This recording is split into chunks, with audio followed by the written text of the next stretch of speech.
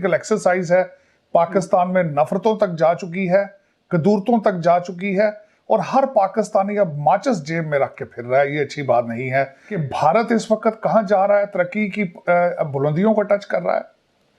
और आज जो श्रीलंका बैंकरप्ट हो गया है और आज उसके वजीर आजम ने जो इस्तीफा दिया है, मैं मजीद आगे तफसील में बोलूंगा कि उसके बारे में नहीं बता रहा। और पाकिस्तान और श्रीलंका की आपस में कई चीजें जो मिलती हैं, मिल रही हैं, वो क्यों नहीं को बता रहा, क्यों नहीं बता रहा, कोई भी चैनल इस पर बात नहीं कर रहा।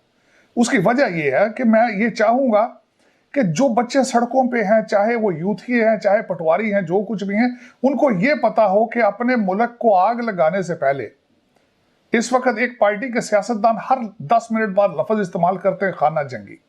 भारत में लोग खुशियां मना रहे हैं कि आपके ऊपर आपने खुद ही अपने मुल्क के खिलाफ 5th जनरेशन वार शुरू कर रखी है। वो तीसरी एक पार्टी जो इस वक्त आग लगाने को फिर रही है, ना जमहूरियत पे बिलीव करती है, ना वो आइन पे बिलीव करती है, ना अदालतों को मानते हैं, ना वो फौज को मानते हैं। आज पाकिस्तान के करंट सर्कमस्टांसिस के अंदर पाकिस्तान की जो सबसे ज्यादा सिमिलरिटीज मिल रही हैं वो श्रीलंका के साथ मिल रही हैं। आज वहां के प्राइम मिनिस्टर ने रिजाइन अपने बड़े भाई सदर को दिया है, और वहां उनके इस वक्त देखा जाए तो उनके टोटल फॉरेन रिजर्व जो हैं $50 मिलियन रह चुके हैं। और यहाँ पे पाकिस्तान के जो हालात आपको मैं बताना चाहूँ, आपके फॉरेन रिजर्व इस वक्त 11 बिलियन के आसपास हैं। और आपके हालात क्या हैं? आप बॉम्बे, मुंबई शहर, वहाँ की म्यूनिसिपल कॉरपोरेशन जो है उनके डिपॉजिट भी $11 बिलियन है। हमारा हमसाया मुल्क है, वो इस वक्त अपने दो तरफा ताल्लुकात को ठीक करने के लिए, उनको मजीद मुस्तहकम करने के लिए दौरों पर दौरे कर रहे हैं। लेकिन पाकिस्तान के जो हुक्मरान हैं वो सिर्फ मुल्की सियासत के भंवर में फंसे हुए हैं और वो उसी से निकल नहीं पा रहे हैं। हम लोग बैरूनी दुनिया से बिल्कुल कट के रह चुके हैं। जब दुनिया अपनी फॉरेन पॉलिसी की बुलंदियों को छू रही है तो आप कहाँ खड़े हैं? आप फरागोगी से आगे नहीं चल रहे। आपकी डायरेक्शन श्रीलंका या अफगानिस्तान नहीं तो और क्या है? आप इतना गुस्सा और एंगर, आप बार बार लोगों से कहते हो कंटेनर तोड़ोगे, पाकिस्तान को आग लगाओगे, हाथ खड़े करो। मैं आपको क्या जरूरत पड़ी थी कि आप फरागोगी को प्रोटेक्ट करते? आपने उस पर प्रेस कॉन्फ्रेंस कर ली। इस वक्त जो है शेख रशीद साहब की तकरीरें सुने तो डर लगता है। ये मदीना मुनव्वरा में खासकर मस्जिद नबवी के अंदर नौज बिल्ला, मैंने पहले भी आपको कहा था कि इसकी हमें सजा मिलेगी। अब सबसे बड़ी बात यह है शाजिया, खान साहब अभी तक बाज नहीं आए उससे, अभी भी कहते हैं कि चोर चोर होगा, हर जगह होगा। आपके जो फॉरेन मिनिस्टर हैं इस्लामाबाद उतरे हैं, उनके ऊपर गुलाब की पत्तियां फेंकी गई। क्यों? IMF से कर्जा लेकर आए हैं, आप कर्जों पे सेलिब्रेशन करते हैं। आप PTI के दौरे हुकूमत में इस तरह के रवाबित से गुरेज किया जाता था अमेरिका की तरफ से, और बल्कि बहुत मरतबा हमारे सामने ये खबरें भी आईं कि इंतज़ार किया जाता था कि जो बाइडन उनको कॉल करे, लेकिन कॉल नहीं आती थी। खान साहब ज्यादती करते रहे, अपने आप को वो पाकिस्तान का वजीर आजम नहीं समझते थे, वो पूरी दुनिया का वजीर आजम समझते थे। जब CIA चीफ जाके पाकिस्तान में इनसे मिलने के लिए उसने रिक्वेस्ट की तो खान साहब ने रिफ्यूज किया। खान साहब कहते थे नहीं, मैं जो बाइडन से नीचे तो किसी से बात ही नहीं करूंगा। खान साहब समझते थे कि वो इन चीज़ों से बहुत बुलंद हैं, वो बहुत बड़े हो चुके हैं। और अब उसका रिजल्ट क्या निकला है? आप चाइना, आपसे CPEC आपने बंद कर दिया है, कराची में धमाके हो रहे हैं, बलूचिस्तान में ये हो रहा है, वो हो रहा है। CPEC का 26 करोड़ डॉलर आप उनका खा गए हैं, वो नाराज हैं, बिल्कुल आपसे बात भी नहीं करना चाहते। आप रशिया चले गए, वो भी चाइना ने आपका ट्रिप अरेंज कराया, आपने वेस्टर्न, और जिस दिन वहां पहुंचे पूरी दुनिया उस दिन 3rd वर्ल्ड वॉर की तैयारी कर रही थी। और उसके बाद अमेरिका को उन्होंने अड्डे ना मांगने के बावजूद आपने डेफिनेटली नॉट कहा कि उनसे हालते जंग में चले गए। आप जहां खड़े होते थे अफगानिस्तान में उनकी वो चीज़ों को क्रिटिसाइज करते थे। वो जो अभी वो सवाल आपसे पूछना चाहते हैं उसके बारे में, अफगानिस्तान में आपने पिछले 20 साल में क्या किया, लेकिन आपने दुनिया को आइसोलेट कर लिया था। आपने सऊदी अरेबिया को भी शुरू में तंग किया, तुर्की और मलेशिया में जाकर जब आपने उनके साथ चैनल खोलने की बात की, फिर एक कॉल जब आई तो आप लेट गए, आपने तुर्की से भी मुंह दूसरी तरफ कर लिया, मलेशिया को भी छोड़ दिया आपने।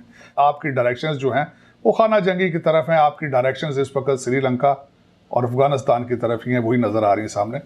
आपका बॉर्डर क्योंकि चाइना के साथ है, आपका बॉर्डर अफगानिस्तान और भारत के साथ है, वरना भूटान को कोई नहीं पूछता। और लोग इसी वजह, 2 वजूहात की वजह से आपको पूछते हैं।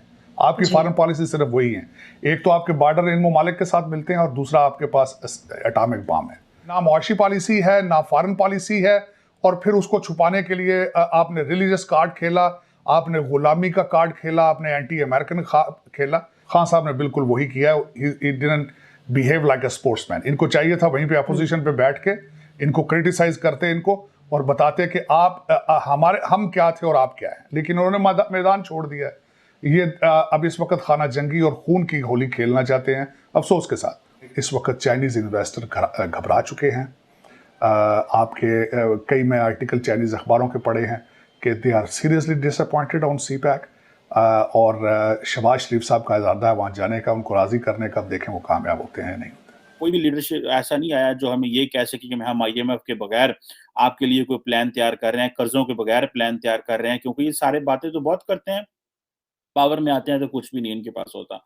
सो लाइकली पॉसिबिलिटी ये है कि जब ये कीमतें बढ़ेंगी, लोगों की इस्तात कम होगी और पाकिस्तान डिफॉल्ट भी कर सकता है। गो कि आज तक पाकिस्तान ने तारीख में कभी डिफॉल्ट नहीं किया, मुश्किल से मुश्किल वक्त में भी डिफॉल्ट नहीं किया, पर याद रखिएगा उस वक्त पॉपुलेशन इतनी नहीं थी, उस वक्त हमारा इंपोर्ट बिल इतना बड़ा नहीं था, उस वक्त डॉलर की इतनी डिमांड नहीं होती थी, और उस वक्त जो है वो रुपए की वैल्यू इतनी कम नहीं होती थी, और पाकिस्तान को कोई ना कोई एक्सटर्नल मदद आ जाती थी, कोई एक्सटर्नल पार हमारे साथ किसी न किसी तरीके से उनको हमारी जरूरत होती थी। लेकिन अभी ना तो किसी एक्सटर्नल पार को हमारी जरूरत है, हमारी आबादी भी बढ़ चुकी हुई है, हमारे जो रिसोर्सेज भी कम है, लोग भी परेशान है, रुपए की वैल्यू भी कम हो चुकी है, और खुदा ना खास्ता पाकिस्तान अगर डिफॉल्ट करता है तो सुनने में आ रहा है कि डॉलर जो है $1 300 रुपए तक पहुंच सकता है। और IMF के पास जाना ही हमारे पास ऑप्शन है। उधर इंडिया जो है उन्होंने ये कह दिया है कि हम पाकिस्तान से कुछ एक्सपेक्ट नहीं करते, कोई ड्रामेटिक, नथिंग ड्रामेटिक जो है वो हम पाकिस्तान से एक्सपेक्ट करते हैं, कुछ भी नहीं एक्सपेक्ट करते। और वो उनकी वो जो बातें मैं आपको बता रहा था, बार बार मैं अपने इस YouTube पे आपसे बात कर रहा हूँ, डिस्कशन कर रहा हूँ, और आप लोगों को बता रहा हूँ कि इंडिया ने एक ही चीज रखनी है कि जी टेरर टेरर टेरर, वो इस चीज पे वो फोकस कर रहे हैं जी, टेररिज्म को बंद करें, और आप नॉर्मलाइजेशन चाहते हैं, क्योंकि इंडिया को जरूरत ही नहीं है पाकिस्तान की। इंडिया अगर आज पाकिस्तान से चीजें नॉर्मलाइज करता है तो वो पाकिस्तान का फायदा, इंडिया का तो फायदा नहीं है। इंडिया तो ऑलरेडी ग्लोबली मेन स्ट्रीम्ड है, मेन स्ट्रीम तो पाकिस्तान ने होना, तो वो क्यों कर हमसे बात करें। तो वो जो इस वक्त अगर अमेरिकन पाकिस्तान से नाराज हैं, यूरोपियंस पाकिस्तान से नाराज हैं, उसकी बहुत सारी वजूहत मैं डिस्कस कर सकता हूँ, माजी में बहुत सारी मैंने की भी हैं। गो के जनरल पब्लिक, आम पब्लिक जो अवाम है वो नहीं समझती। हर बंदा अमेरिका, यूरोप, कनाडा का वीजा लेना चाहता है और गालियां भी निकालना चाहता है। ये डबल स्टैंडर्ड है पाकिस्तानियों के बहुत ज्यादा। खैर एनी हाउ, मेरा पॉइंट जो है आज ये है कि इंडिया बात नहीं करना चाह रहा, इस पर भी बात करता हूँ। और इकोनॉमी के हवाले से मैं आपको बात बता दूं कि इकोनॉमी जो है वो हमारी बड़ी मुश्किल हालत में है, और हमारे पास जो फॉरेन एक्सचेंज रिजर्व है वो हर रोज कम हो रहे हैं, और जो हमारे पास पैसा है वो सारे का सारा बाहर के लोगों का पड़ा है, अमेरिकीज का है, सऊदीज का है, चाइनीज का पड़ा हुआ है। पाकिस्तान का तो पैसे कोई नहीं पड़ा हुआ बीच में। और ये तो आज वो अगर पैसा पाकिस्तान से मांग लें, IMF हमसे पीछे हट जाए, तो पाकिस्तान डिफॉल्ट जो है वो इजीली कर सकता है। और क्योंकि सिंपल सी बात है, डिफॉल्ट क्या है, आपके पैसे की सारी बात है, वैल्यू, आपके पास डॉलर नहीं रहेंगे। जब आपके पास डॉलर नहीं होंगे, आपके पास फॉरेन एक्सचेंज रिजर्व नहीं होगा कि आपको चीज इंपोर्ट कर सकते हैं, और जाहिर बात है कर्जे और बढ़ जाएंगे। जिस तरह श्रीलंका की करेंसी गिरी थी, पाकिस्तान की करेंसी भी आए रोज जो है वो गिर रही है। और बहुत सारे लोग आजकल, बड़े अफसोस की बात है, मुझे दुख हो रहा है कि पाकिस्तान का मुआवजा आजकल श्रीलंका से हो रहा है। हमें तो ये बनाने चले थे एशियन टाइगर, और फंसा गए हमें श्रीलंका के मुकाबले में। और अगर आप पाकिस्तान के उसका फिर पाकिस्तान की सिक्योरिटी पे, पाकिस्तान के लॉ एंड ऑर्डर पे, पाकिस्तान की सोसाइटियल सिक्योरिटी पे बड़े लॉन्ग टर्म नुकसान होंगे। क्योंकि अगर आपके टैग एक साथ एक दफा डिफॉल्ट का टैग लग गया तो वो जान नहीं छूट